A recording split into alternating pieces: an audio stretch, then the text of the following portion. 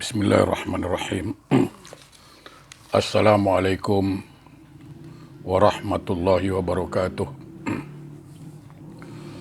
Alhamdulillahillazi arsala rasulahu bil huda wa dinil haqq liyuzhirahu 'alad dini kullih wa kafa billahi syahida. Asyhadu an la ilaha illallah wahdahu la syarikalah wa ashhadu anna sayyidana Muhammadan abduhu wa rasuluh la nabiyya ba'dah. Allahumma fasalli wa sallim ala sayyidina Muhammadin wa ala alihi wa ashabihi rasulillahi ajma'in, amma ba'du. Rabbi shrah li sadri wa yassir li amri wahlul 'uqdatam min lisani yafqahu qawli. Subhanaka la ilma lana illa ma 'allamtana innaka antal alimul hakim. La haula wa la quwwata illa billahil aliyil azim. Ilahi anta rabbi wa ridhakal matlubi. Saudaraku jemaah yang dimuliakan Allah, bersyukur kita pada Allah Subhanahu wa taala. Allah masih memanjangkan umur kita. Allah masih memberikan kita kesempatan untuk majlis ilmu ini. Mudah-mudahan sisa-sisa umur yang Allah berikan pada kita dapatlah kita manfaatkan ke jalan yang Allah ridha. Amin. Salawat dan salam tak lupa, mari senantiasa kita sanjungkan keharibaan junjungan alam Rasulullah sallallahu alaihi wasallam. Allahumma salli ala sayyidina Muhammad wa ala ali sayyidina Muhammad. Mudah-mudahan di yaumil akhir nanti kita mendapat syafaat dari beliau Rasulullah sallallahu alaihi wasallam. Amin Allahumma amin.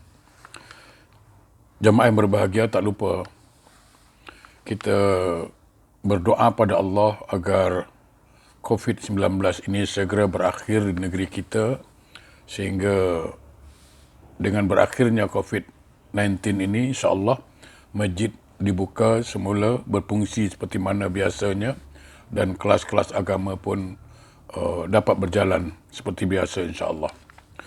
Baiklah jemaah yang berbahagia, kita masih membahas kitab Terapi Penyakit Hati karangan Ibnul Qayyim Al-Jauziyah, halaman 45. Pada kesempatan yang berbahagia ini dijelaskan dalam kitab Musnad, menyebutkan sebuah wasiat Rasulullah sallallahu alaihi wasallam kepada Muaz bin Jabal, di mana pesan Rasulullah ini kepada Muaz bin Jabal,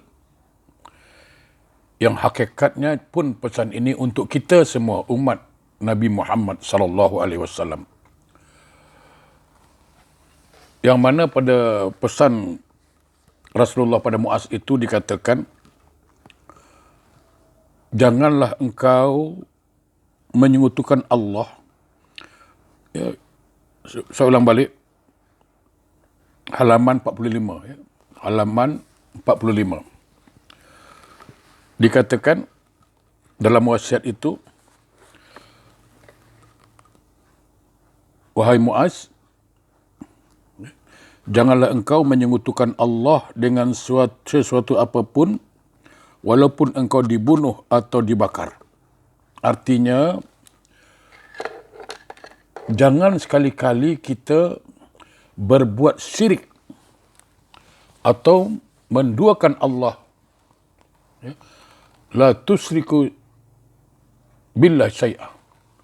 Jangan sekali-kali berlaku syirik atau menyekutukan Allah dengan sesuatu. Itu adalah dosa yang sangat besar sekali, walaupun nyawa tantangannya, walaupun berpisah nyawa dari badan, namun kita tidak akan berpisah dengan kalimat La ilaha illallah. Ini tauhid. sekali la ilaha illallah sampai mati la ilaha illallah.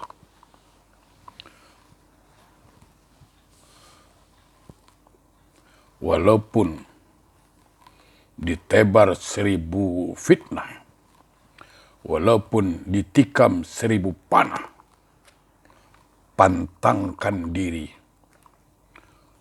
untuk menduakan Allah. La ilaha illallah, tiada Tuhan selain Allah. Maka selain Allah bukan Tuhan kita. Jamaah yang berbahagia,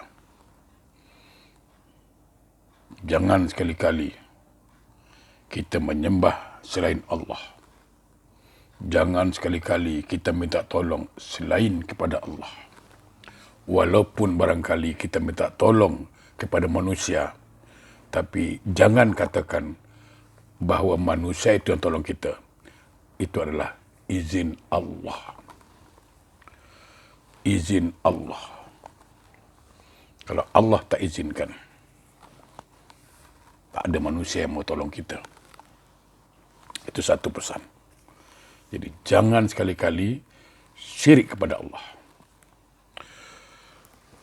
Ada satu hal yang barangkali saya ingatkan, yang sangat dikhawatirkan oleh Rasulullah SAW pada umatnya akhir zaman apa? Syirik kecil. Syirik besar mungkin kita tidak lakukan. Kita tidak menyembah selain Allah. Kita tidak minta kepada selain Allah. Tapi kadang-kadang pada syirik kecil ini, kita terperangkap. Apa itu?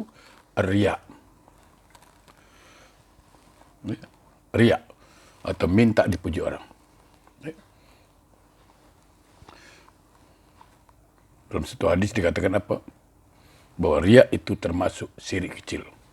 Inna yasiru mina riya syirik. Sedikit saja dari riya itu syirik.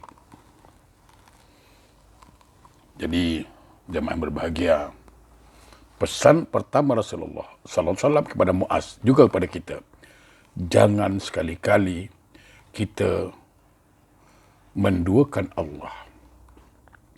Jangan sekali-kali kita syirik kepada Allah, walaupun nyawa tantangannya, walaupun ajal berpisah dari badan, tetap la ilaha illallah, itu satu yang harus dipertahankan. Pesan yang kedua,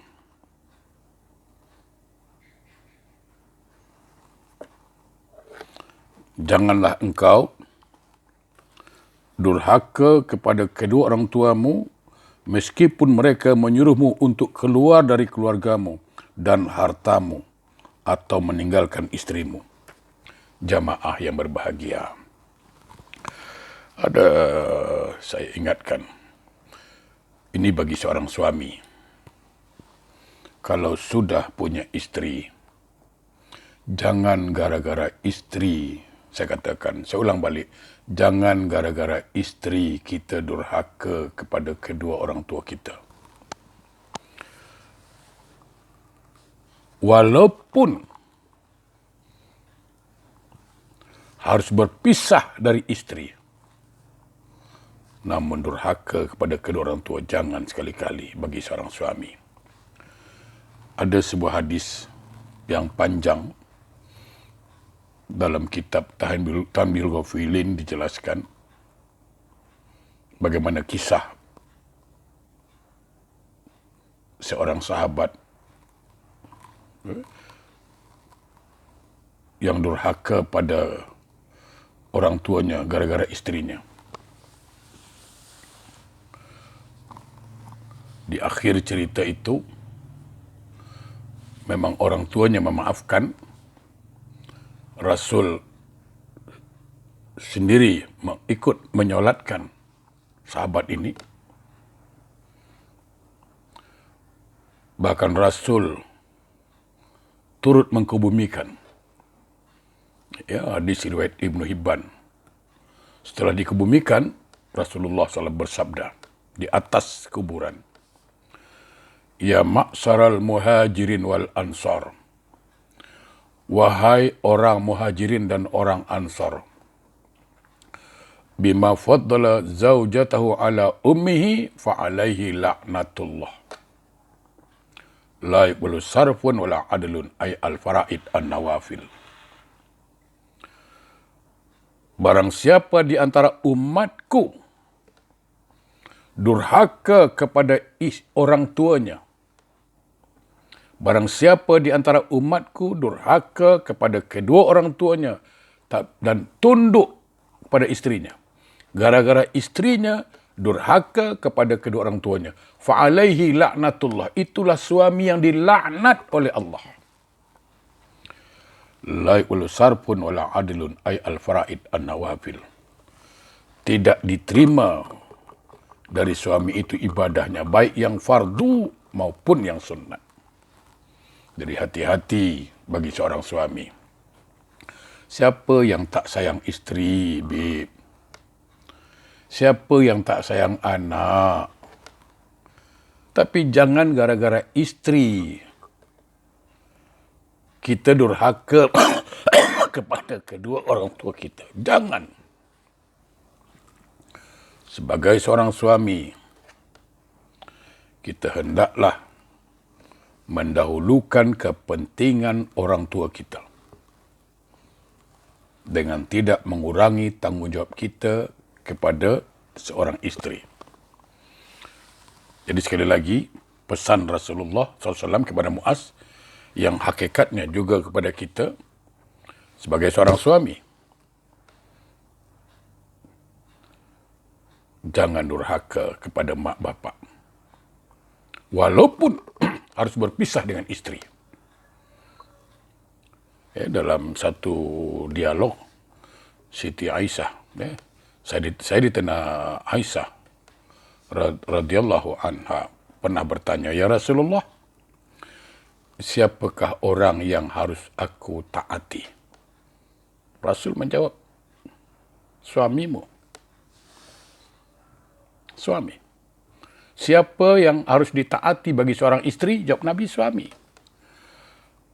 Lalu Aisyah bertanya lagi, terhadap suami siapa yang lebih dihormatinya? Lebih ditaatinya? Nabi jawab, ummuhu, ibu kandungnya. Ibunya. Artinya, sebagai seorang istri, harus mengutamakan suami, baru kedua orang tuanya, istri. Seorang istri harus mengutamakan suaminya dulu, baru kedua orang tuanya. Tetapi seorang suami mesti mengutamakan kedua orang tuanya, baru istrinya. Jadi kena faham. Bagi seorang istri harus menerima ajaran agama Islam sepenuhnya. Jangan merasa ini suami aku nak dia ikut cakap aku. Jangan. Jangan sampai, saya yakin, tidak ada seorang istri yang menginginkan suaminya masuk neraka. Saya yakin tidak ada seorang istri yang menginginkan suaminya meninggal dunia dengan keadaan su'ul khotimah, seburuk-buruk akhirat. Tidak ada. Tapi ingat, apabila suaminya itu durhaka kepada mak bapaknya akibat istrinya, dan istrinya faham, summa na'udzubillah. Dalam sebuah hadis, riwayat Ibn Hibban juga dikatakan apa? Sukhti ummihi hajaba lisanahu an sa'adati la ilaha illallah. Kemurkaan seorang ibu kepada anaknya akan mengunci lisan anaknya kalau meninggal dunia menyebutkan kalimat la ilaha illallah. Jadi seorang suami yang durhaka kepada orang tuanya atau siapapun orang Islam yang durhaka kepada mak bapak, siapapun, termasuk suami, durhaka pada mak bapak, isteri durhaka pada mak bapak, suami durhaka pada mak bapak, siapapun, maka akan terkunci lisannya ketika meninggal dunia, menyebut kalimat la ilaha illallah. Na'udzubillah. Su'ul khotimah. Padahal dalam hadis dikatakan apa? Man akhiru kalamihi minad dunya la ilaha illallah dakhalal jannah. Barang siapa akhir hayatnya meninggalkan dunia, lisannya boleh menyebut kalimat la ilaha illallah, surga tempatnya. Oleh karena itu, jemaah yang berbahagia, mari kita ingat pesan Nabi ini. Pertama, jangan kita syirik kepada Allah. Walaupun harus berpisah nyawa dari badan. Apapun tantangannya, seberat apapun godaannya, jangan sekali-kali syirik. Itu yang pertama. Yang kedua, jangan durhaka kepada kedua orang tua, terutama suami. Jangan durhaka kepada mak bapak karena takutkan isteri. InsyaAllah Allah bimbing kita, Allah tuntun kita, Allah selamatkan kita dari syirik, Allah selamatkan kita dari menjadi anak durhaka. Summa na'udzubillah.